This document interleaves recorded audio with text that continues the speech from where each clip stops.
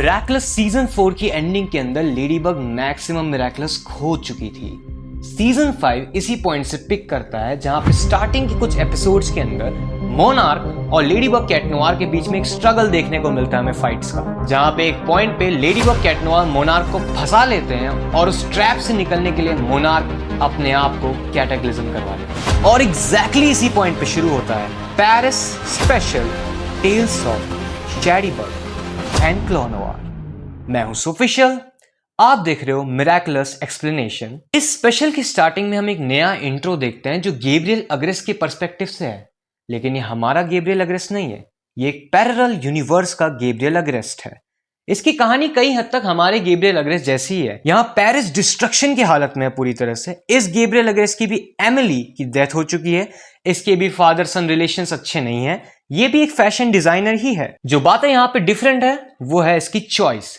ये मोनार्क या hoc moth बनने की जगह बनता है बटरफ्लाई। ये अच्छे काम करता है और इसकी दुनिया में जो मेन विलन है जिसका नाम सुप्रीम है उसके खिलाफ लड़ने की कोशिश करता है। बटरफ्लाई के पास भी कुछ एलाइज हैं जो कि है आलिया, नीनो और एक AI मैक्स। सीन की शुरुआत होती है इस अल्टरनेटिव टीम ने जिसका नाम अगेन रेजिस्टेंस है, एक अल्टरनेटिव यूनिवर्स खोज निकाला है जो इनके यूनिवर्स से बिल्कुल अलग है, जहां लेडीबग कैट नोवार एक हीरोज हैं, हमारे लेडीबग कैट नोवार का यूनिवर्स। बटरफ्लाई जिस जगह से ऑपरेट कर रहा है उसे ऑब्जर्व करोगे तो ये सेम वही जगह है जहां मोनार्क ने एमिली को रखा हुआ है। बटरफ्लाई अल्टरनेटिव यूनिवर्स में जंप करने की तैयारी में, इसके पास पावर है अकुमा के जैसे कीमिकोस बनाने की। वो आलिया को पावर देता है किसी भी पैरेलल यूनिवर्स का पोर्टल खोलने की और आलिया बन जाती है एम्बिक्विटी। ये लोग यूनिवर्सल जंप के लिए अभी तैयार नहीं थे, लेकिन इनके ऊपर हमला हो जाता है दो जनों का जो कि अल्टरनेटिव यूनिवर्स के लेडीबग और कैट नोवार हैं। दूसरी तरफ हम हमारे यूनिवर्स की गैब्रियल अग्रेस्ट को देखते हैं, जैसे अभी अभी कैटाक्लिज्म हुआ ही है और वो लेडीबग और कैट नोवार के चंगुल से भाग के जस्ट आया ही है। वो अकेला है, दर्द में है, तड़प रहा है, वो इमोशनल है। वो एड्रियन के पास मिलने जाता है लेकिन कैटाक्लिज्म का निशान देख के अपने आप को रोक लेता है। ये रात का वक्त है, एड्रियन अभी भी जगा हुआ है और न्यूज देख रहा है। न्यूज में वही चर्चा चल रही है कि मोनार्क ने सारे मिराकुलस चुरा लिए हैं, लेकिन एड्रियन इस वक्त एक गिल्ट के अंदर है। वो सोच में पड़ा हुआ है क्योंकि उसने अभी अभी मोनार्क को कैटाक्लिज्म किया है, वो करना नहीं चाहता था। वो प्लेक्स इस बारे में बात करता है घबराते हुए कि कहीं मैं आउट ऑफ कंट्रोल हो गया, ये जो रिस्पॉन्सिबिलिटी सुपर पावर्स का बर्डन है मेरे हाथ में, डिस्ट्रक्शन की पावर है, ये बहुत बड़ा बर्डन है, बहुत बड़ी रिस्पॉन्सिबिलिटी है। प्लैग उसे समझाता है, उसे कंफर्ट करने की कोशिश करता है। यहाँ पे प्लैग एक लाइन बोलता है जो काफी अच्छी है, destroying is the best path to build a new. Marinette के घर पे भी हम देखते हैं कि मैरिनेट और आलिया आपस में एक दूसरे को मोटिवेट करने की कोशिश कर रहे हैं, खासकर मैरिनेट को मोटिवेट करने की कोशिश करी जा रही है आलिया द्वारा। ये दोनों बात कर ही रहे होते हैं कि आलिया को एकदम से कुछ हो जाता है और आलिया ट्रांसफॉर्म हो जाती है एम्बिक्विटी में, एक पोर्टल बन जाती है जिसके अंदर से निकलता है बटरफ्लाई। एक खास नोटिस करने वाली चीज यहां पे कि बटरफ्लाई एंटर होते ही मैरिनेट को देखता है और बोलता है फॉरगिव माय इंट्रूजन। और यही सेम लाइन सीजन 6 के अंदर जो सीरीज है वो यूज करती है जब भी वो किसी को अकोमेटाइज करती है। इससे पहले कोई कुछ समझ पाता या बटरफ्लाई किसी को कुछ समझा पाता, आलिया फोर्सफुली वापस से पोर्टल में कन्वर्ट हो जाती है। बटरफ्लाई ये देख के समझ जाता है कि खतरा आ रहा है और वहां से मैरिनेट को लेके भाग जाता है, क्योंकि इस पोर्टल से अब निकलते हैं शैडीबग और क्लॉ नोवार। ये दोनों आते ही तबाही शुरू करते हैं और पेरिस के अंदर बटरफ्लाई की सर्च शुरू करते हैं, क्योंकि सुप्रीम ने इन्हें मिशन दिया है कि इन्हें बटरफ्लाई से मॉथ मिराकुलस वापस लेना। इन दोनों के पास हमारे लेडीबग और कैट नोवार की तरह कैटाक्लिज्म और लकी चार्म की पावर है, जिसके दम पे ये पूरे पेरिस के अंदर बटरफ्लाई को ढूंढना शुरू कर देते हैं। बटरफ्लाई मैरिनेट को वहां से बचा के एफिल टावर पे ले आता है, लेकिन एक बार फिर से उसने बताना शुरू ही किया था अपने बारे में और मैरिनेट को कुछ कुछ समझ में आना शुरू ही हुआ था कि एफिल टावर एकदम से टूट के बिखरना शुरू हो जाता है क्योंकि क्लॉ नोवार ने उसे कैटाक्लिज्म कर दिया था। बटरफ्लाई तुरंत रिएक्ट करता है और छुपता है मैरिनेट को लेके, लेकिन क्लॉ नोवार उसे धमकाता है कि अगर तुम तुरंत बाहर नहीं आए तो मैं इस पूरी दुनिया को कैटाक्लिज्म कर दूंगा। और ये कोई नॉर्मल धमकी नहीं थी, क्योंकि क्लॉ नोवार ने एक वर्ल्ड डिस्ट्रक्शन कैटाक्लिज्म बना लिया था। और अगर याद नहीं आ रहा हो तो ये पावर हमने सिर्फ एक बार देखी है मिराकुलस के वर्ल्ड के अंदर, कैट ब्लैंक के पास, जब कैट ब्लैंक ने यूनिवर्स डिस्ट्रक्शन लेवल का कैटाक्लिज्म बनाया था। बटरफ्लाई उन दोनों से अकेले लड़ने चल जाता है, तब जाके टिकी मैरिनेट को सब कुछ एक्सप्लेन करना शुरू करती है। वो कहती कि बिलियंस ऑफ पैरेलल यूनिवर्स है जिसके अंदर मेरी जैसी टिकी क्वामी साइमल्टेनियसली एग्जिस्ट करती है और हम सबके अच्छे बुरे वर्जन्स एग्जिस्ट करते हैं। ये दोनों वर्जन लेडी बग और कैट नोवार के बुरे वर्जन हैं। लेकिन मैरिनेट इंक्वायर करती है कि ये जो शैडी बग क्लॉ नोवार मेरे सामने खड़े हैं, इनके पास तो पावर्स पे कोई रिस्ट्रिक्शन नहीं है, क्योंकि मैं आप लोगों को भी याद दिलाना चाहूंगा ये सारे इवेंट्स सीजन 5 की स्टार्टिंग में हो रहे हैं और कैट नोवार और लेडी बग हमारे वाले उनको अपनी फुल एक्सटेंट में पावर मिली थी सीजन 5 की एंडिंग के अंदर। तब टिकी समझाती है कि जब भी कोई पर्सन सुपर हीरो में ट्रांसफॉर्म होता है तो वो सिर्फ क्वामी की पावर कंज्यूम नहीं करता, वो वाइटल एनर्जी कंज्यूम करता है होल्डर के अंदर से भी। इसलिए जितने भी यंग पीपुल्स हैं उनको प्रोटेक्ट करने के लिए एक ऑटोमेटिक रिस्ट्रिक्शन लगा हुआ है मिराकलस के ऊपर, जिससे ऑटोमेटिक रीट्रांसफॉर्मेशन होता है। बड़े लोग जैसे कि मोनार्क और अब हमारे लेडी बग और कैट नोवार भी इस वाइटल एनर्जी को झेलने के लिए स्ट्रांग बन चुके हैं। लेकिन जिस वक्त ये सारे इवेंट्स हो रहे हैं उस वक्त लेडी बग, कैट नोवार और शैडी बग और क्लॉ नोवार भी इस चीज के लिए तैयार नहीं है। बटरफ्लाई ऑलमोस्ट हारने की स्थिति में था,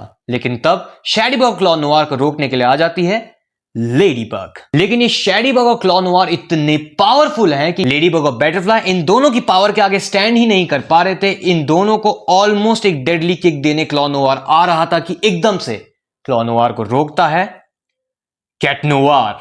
एक बड़ी शानदार एंट्री के साथ क्लॉ नोवार को पीछे धकेलता है और उसे कैटाक्लिज्म की नोक पे रख देता है। इस पूरे स्पेशल के अंदर जो एक्शन है और स्पेसिफिकली इस पूरे सीन के अंदर जो साउंड ट्रैक और एक्शन दिया गया है, ये बेस्ट एक्शन और ऐसा एक्शन मिराकलस में नहीं देखा होगा।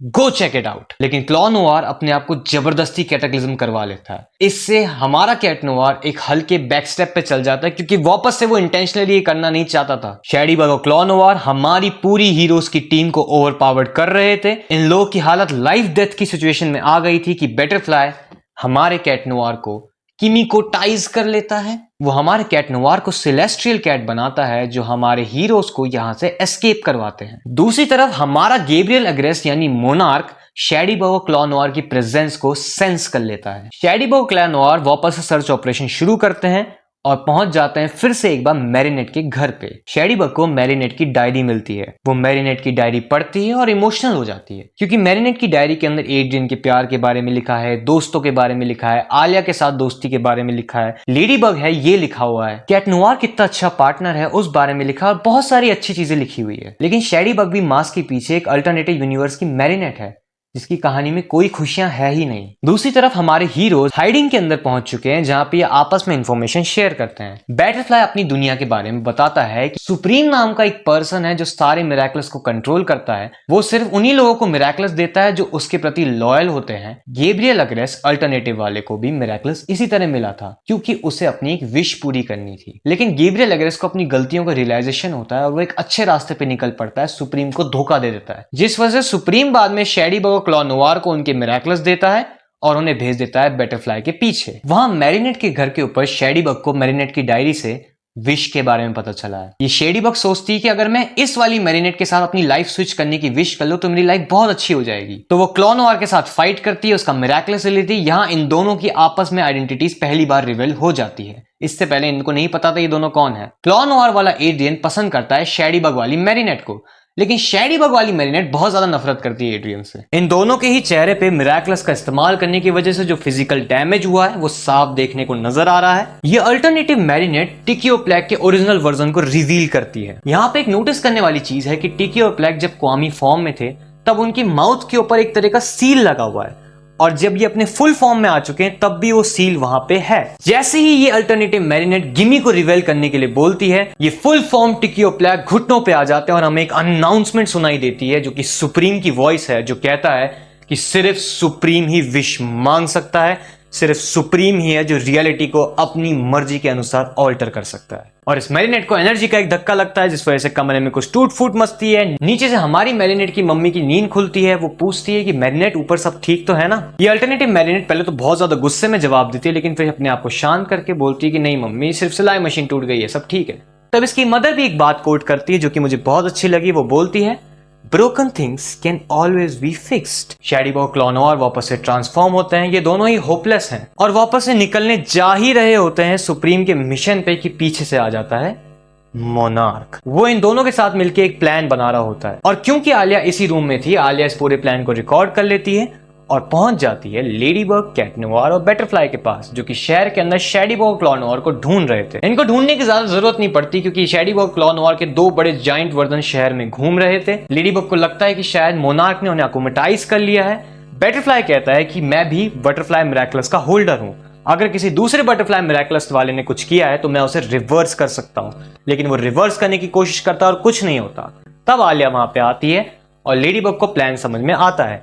ये दोनों ही बड़े जाइंट फिगर फॉक्स मिरेकल्स द्वारा बनाए हुए इल्यूजन्स हैं जो कि मोनार्क ने बनाया ताकि इनकी टीम अलग अलग हिस्सों में बढ़ जाए। यहाँ पे मैरिनेट के दिमाग में बड़ा ही जीनियस प्लान आता है ताकि मोनार्क को पता ना चले कि कोई और भी बटरफ्लाई मिरेकल्स इस्तेमाल कर रहा है। आलिया को वापस से पोर्टल खोलने की पावर दी जाती है। तब बटरफ्लाई से हमारी लेडी बग मिरेकल्स ले लेती है और बन जाती है लेडी फ्लाई। वो बटरफ्लाई को पावर देती है लेडी बग और कैट नोवार को प्रोटेक्ट करने की किसी भी तरह के अटैक से। और जिस ऑब्जेक्ट के अंदर किमिको होता है उसको आलिया के पोर्टल का इस्तेमाल करके दूसरे यूनिवर्स में रख देते हैं ताकि मोनार्क उसे सेंस ही ना कर पाए। फिर लेडी बग और कैट नोवार प्रिटेंड करते हैं कि वो मोनार्क के ट्रैप के अंदर फंस गए हैं। शैडी बग लेडी बग से और क्लॉ नोवार कैट नोवार से फाइट करने के लिए आ जाता है। मोनार्क मल्टीट्यूड और इनविजिबिलिटी का इस्तेमाल करके इन दोनों के पीछे चल जाता है ताकि सही मौका मिलने पे हमारे लेडी बग और कैट नोवार को वेनम कर सके और उनके मिरेकल्स सीज कर सके। लेकिन क्योंकि बटरफ्लाई ने इन लोगों को प्रोटेक्शन दे रखी है तो मोनार्क का प्लान फेल हो जाता है और मोनार्क को समझ में आता है कि लेडी बग का एक ट्रैप है। मोनार्क वहां से तुरंत भाग निकलता है। हालांकि शैडी बग और क्लॉ नोवार बहुत पावरफुल है। वो लेडी फ्लाई और कैट नोवार को लगातार ओवर पावर कर रहे हैं जो शहर के दो अलग अलग हिस्सों में अब लड़ाई कर रहे हैं। शैडी बग को लेडी बग से लड़ाई करते हुए एक इमोशनल मेंटल ब्रेकडाउन हो रहा है क्योंकि उसे पता है कि मैरिनेट ही लेडी बग है और दोनों सेम ही पर्सन है। और क्योंकि हमारी मैरिनेट की कहानी उसकी कहानी से बहुत ज्यादा अच्छी है